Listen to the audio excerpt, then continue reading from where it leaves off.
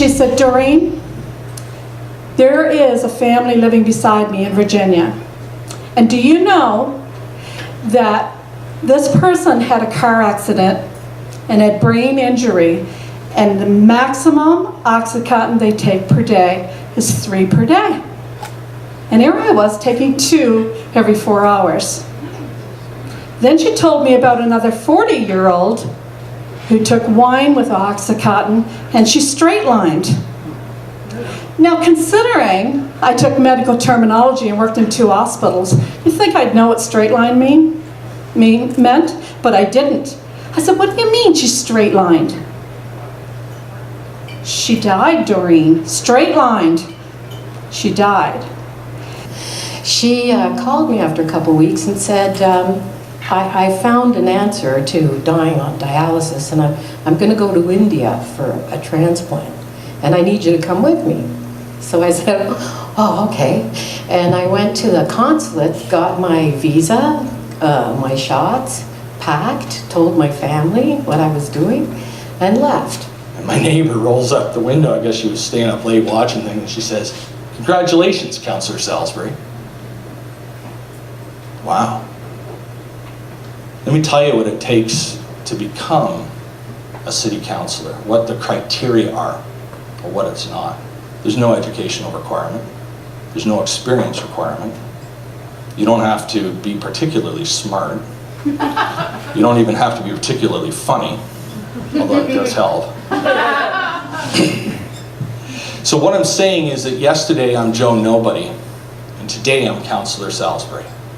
And I'm respected, instant respect. If any of you have been part of a job or part of something where it means everything to you, because my company was my baby. I went home and I had to figure out what to do, but I couldn't. I didn't want to refocus. I didn't want to have any faith. I don't want any family, I don't want friends, I don't want anybody. I just want to be left alone. Leave me alone. I don't want to be aired anywhere. I just wanted to curl up into a little ball. I just wanted to be here, small and unseen. Did not want to do anything. Didn't look like he was going to go anywhere.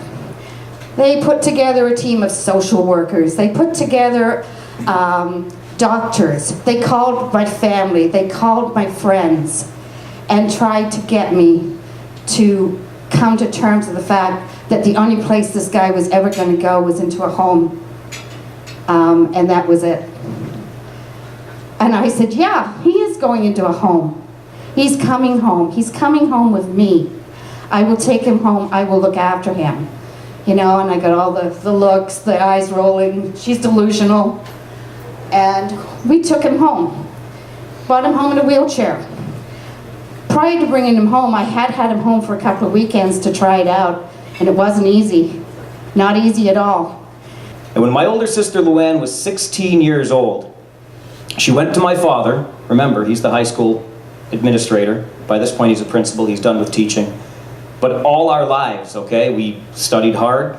We got the best grades that we could because that was kind of expected in my family. And Luann sits down with mom and dad, says, I'm quitting school. I'm done with school.